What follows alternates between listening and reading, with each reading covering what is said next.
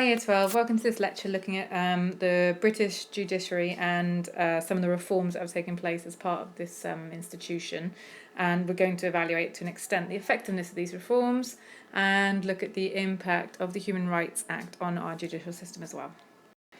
Just to remind yourselves of the structure of our judiciary, so you've obviously got the criminal division on the left and the civil division on the right here. These all feed up to the Court of Appeal, the House of Lords, which is now the Supreme Court as of 2009, a separate building, and above that you've got the Court of Justice of the European Communities, okay, which sits in Strasbourg. So when examining our judiciary, it's worth considering the question, are UK judges conservative by nature? Are they stuck in the mud? Do they favour the status quo? And it has been long believed that the social class background of most judges was elitist and conservative, and they seem to represent a minority of the population. Like the majority of judges were or are products of private schools and universities such as Oxbridge. And added to that, they're predominantly white, male, and from middle to upper class backgrounds. So there are concerns as to how representative they are of the wider society and whether they can truly understand some of the social and cultural issues that affect many of the people in today's society. It's worth mentioning that they actually share this background with many MPs and senior civil servants. Tony Blair was an Oxford-educated barrister, which is a very senior type of lawyer, if you like, before entering politics. So I know that they may well have a separate institution for judges. The Supreme Court might not be completely separate, but the social capital, the sort of links between MPs, politicians and judges are quite extensive. They sort of spend quite a lot of time networking as well, so that doesn't seem to suggest that they are an independent organisation. So a bit of research was done in 2002 and found that out of 774 senior judges, probably from the High Court and above, the average age was over 60. Only 8% were women, which is ridiculous when considering the population is about 51% women. 67% went to public, or which is also known as private school. 60% went to Oxford or Cambridge. And 92% of the law lords, because in 2002 it was just law lords, went to Oxbridge. And actually that's 100% since 1997. And all of them have been barristers, which is a very expensive profession to enter and likely to require some sort of family financial background, which means that it's unlikely that anyone from a poor working class background is likely to find their way into a high court judge position. It's much more challenging for women, and ethnic minorities are considerably underrepresented at every single level, actually, of the criminal justice system, from the police all the way up to high court judges. So how are the judicial appointments made in the UK? Before 1994, they were all made secretly by the Lord Chancellor, who was a cabinet minister appointed by the Prime Minister. So this was very much behind closed doors. There was no accountability or scrutiny of the process. Very much all the power rested in the hands of the Lord Chancellor. And as you can imagine, there's quite a lot of concerns over the influence the Prime Minister might have over such appointments. After 1994, this was opened up with vacancies for judges being advertised and interview panels being established that involved a senior judge as well as non-lawyers. This is a bit more open. The interviews generally were recorded, not in video recording, but what was said was recorded, if you like minutes were taken. And it kind of made the process slightly more open. But however, overall, the Lord Chancellor still had final say on who would be selected. Then in 2005, the Constitutional Reform Act introduced a new selection procedure. And we know this took a few years to come into play. It didn't really come into force until 2009 when the Supreme Court physically moved to Middlesex Guildhall. This introduced a new procedure. A 15-member Judicial Appointments Commission would be appointed when they needed a new justice. That would be formed of 5 very senior judges, 5 lawyers, and 5 people not connected to the legal profession at all. And they would make all future recommendations for judicial appointments. So this places quite a lot of the power, or it takes away quite a lot of the power from what was the Lord Chancellor, if you like. The selection for a Supreme Court justice is slightly different, okay? So in order to qualify to be a Supreme Justice, you need to have held a high judicial office for 2 years or more, or have been a qualifying practitioner of law for 2 years or more.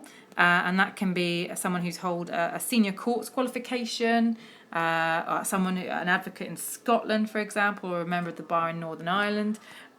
So anyone from the UK can effectively apply. Supreme Justice vacancies are advertised, applications are accepted. However, here's the difference. At this point, it's only a 5-member selection commission, not the 15-member. And the 5-member selection commission meets to consider nominees.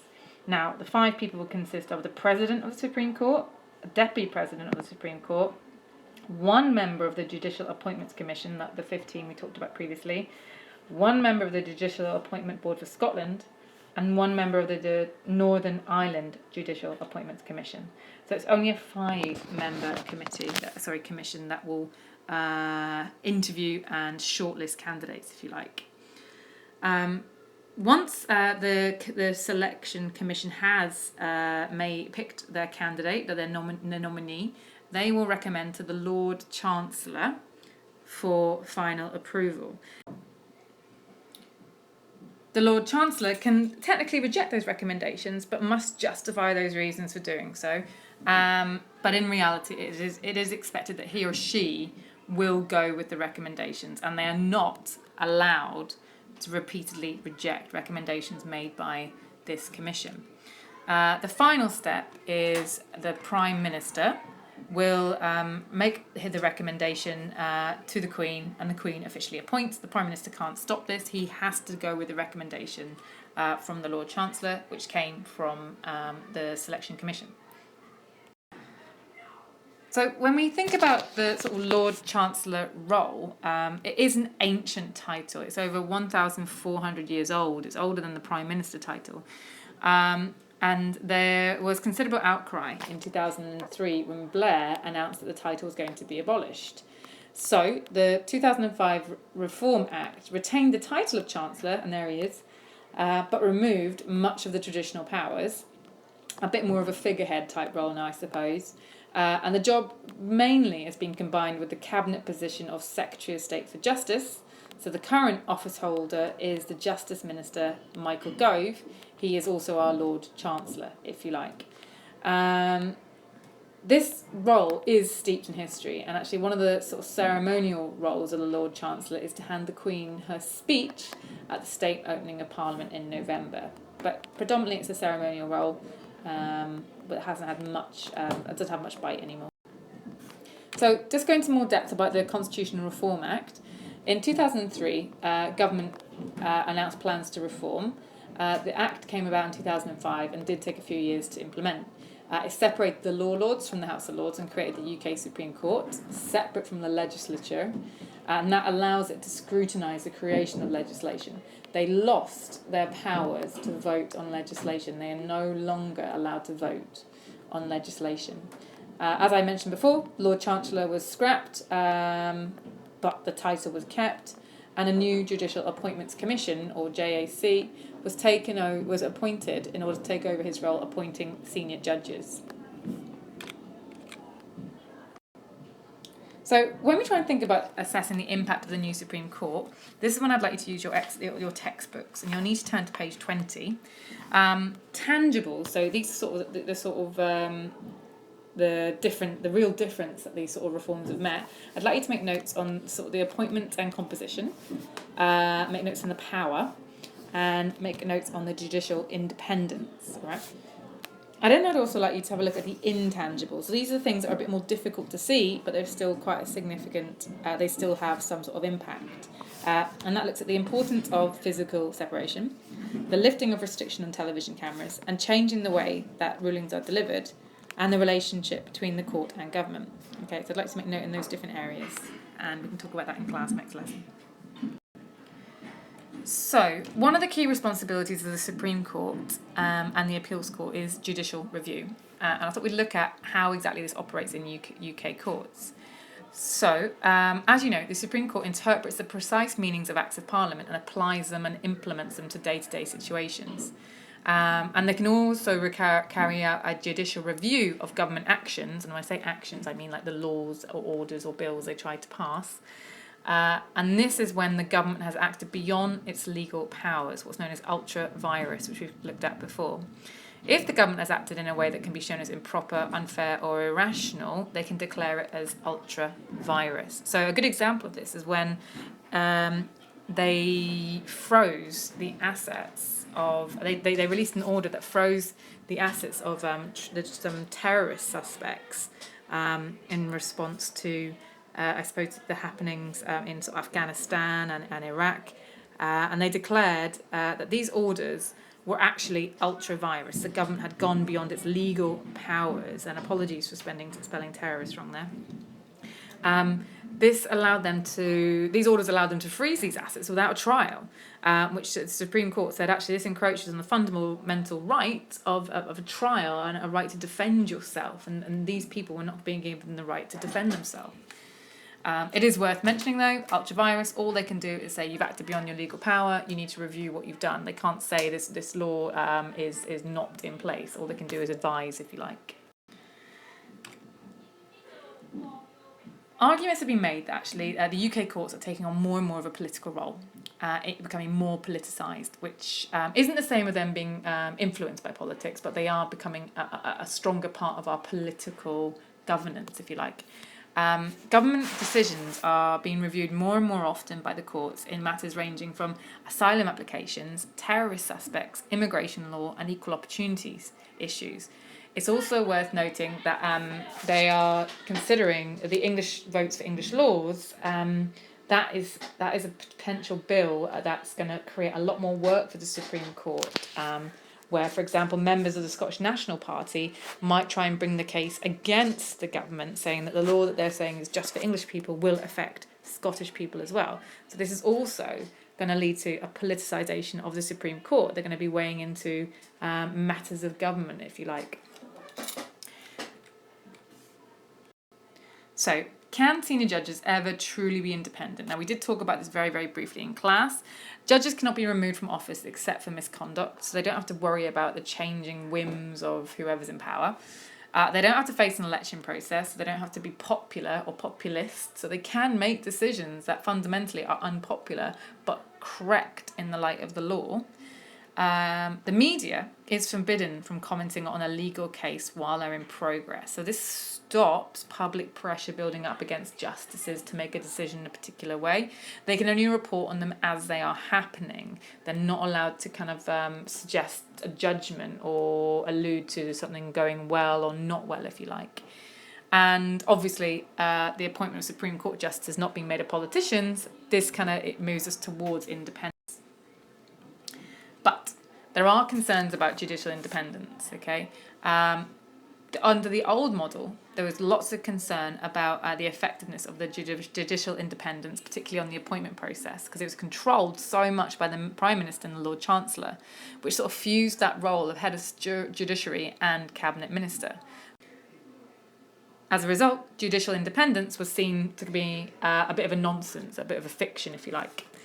However, this has pretty much been mitigated by the reforms that have now been implemented since 2009, where we have the JAC, the Judicial Appointments Commission, which takes all the authority out of the hands of just the Lord Chancellor and the Prime Minister.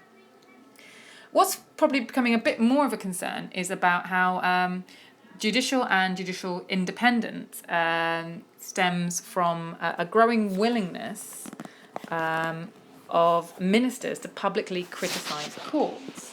And this has particularly applied in the case of successive Home Secretaries. So ministers shouldn't comment on Supreme Court rulings. They should accept them, if you like. Otherwise, they could be argued to trying to almost sway the judgments. So in 2003, David Blunkett, Home Secretary, condemned the release of 9 Afghan hijackers from jail. In 2005, Charles Clarke criticised the release of terrorist suspects from Belmarsh. And 2007, John Reid attacked the decision not to deport the murderers of the London headmaster Philip Lawrence, predominantly because of the Human Rights Act. And more recently, we've had lots of criticisms of the Supreme Court from ministers, the media, because of their rulings of the Abu Hamza case as well, their inability to deport him based on the Human Rights Act as well.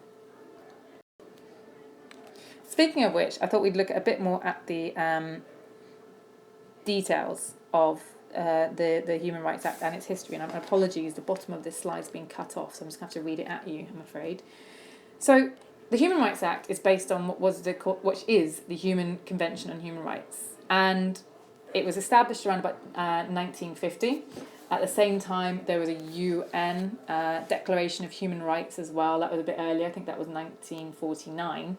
Probably a bit earlier than that, actually. And these were introduced in response to the horrors of World War II, in particular the Holocaust. They wanted to create a doctrine of human rights that could be respected in Europe and around the world, if you think about the UN one, to make sure nothing like the horror of the Holocaust should ever happen again. Like, other states should be able to intervene and prevent this happening ever again. The court sits in Strasbourg, which is in France, and essentially citizens from European Union countries can take cases to the court if they feel that their rights under the European Convention on Human Rights have been violated. They can only be brought by appellants, a person making the appeal, if they exhausted all other legal procedures in their own country. So they'd have to go from, magistrate up to High Court, up to Appeals Court, Supreme Court, and then the European Court. However, because of the naughty UK government was seen to be found in breach of human rights quite frequently, the Blair government incorporated the ECHR into UK law, and that's where we get the Human Rights Act from 1998. It's pretty much exactly the same. It just means that our Supreme Court judges are now able to hear cases relating to human rights law, and it just stops people having to go all the way to Strasbourg. It is worth mentioning that the HRA is not entrenched. Okay, it's not an entrenched doctrine like the human rights, the Bill of Rights, in America. And the Supreme Court can only make a declaration of incompatibility and invite Parliament to reconsider. And I had made a note on the sort of exception to the rule, and at the bottom there, but it's been cut off. So under Article 15 of the European Convention on Human Rights, national governments can deviate from their Human Rights Act in times of national crisis. And our government claimed it was a time of national crisis when they introduced the anti-terrorism legislation that we've talked about beforehand in 2001 in response to 9/11. Now, this is when they introduced the idea of detention without trial of foreign nationals in response, like I said, to 9/11.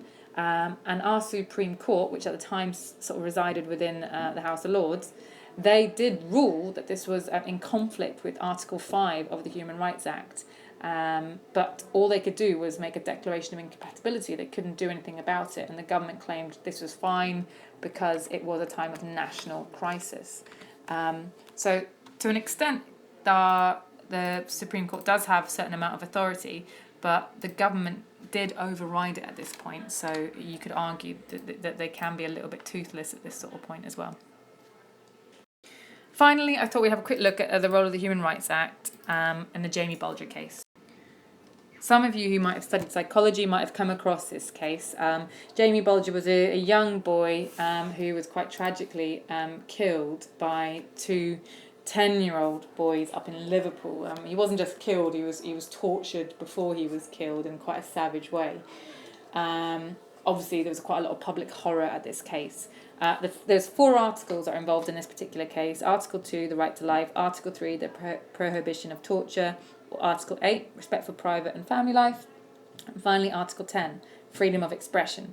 I don't think this slide's on your version of the PowerPoint, but please can you add it in, because it can show, you can demonstrate how the Human Rights Act has been applied in today's society. So, the newspapers used Article 10 to try and justify the publishing of the names and details of Jamie Bulger's killers, who were 10 at the time. They did get remanded in custody. They did go to sort of juvenile centres, but obviously because their crimes were committed when they were so young, where the extent to which they were criminally responsible was quite low. The court ruled against newspapers publishing their personal details and actually banned them from such reporting, even if the newspapers did know where they lived. And they used these 3 articles to ban the publishing of Jamie Bulger's killer's details after they were released from juvenile centres. Article 2, as they said that such publishing would put their lives in danger. Article 3, because they said they may have been attacked. And finally, Article 8, as a ban on publishing their details would allow them then to live a private life and actually maybe have a family as well. So this shows you how the Human Rights Act has been something quite contentious within the UK. It's also been used to prevent the publishing of paedophiles' details, although likewise newspapers have used Article 10 again to justify the publishing of such details. And that's the final element we're going to be looking at, the judiciary, in this lecture. Thank you very much, Year 12.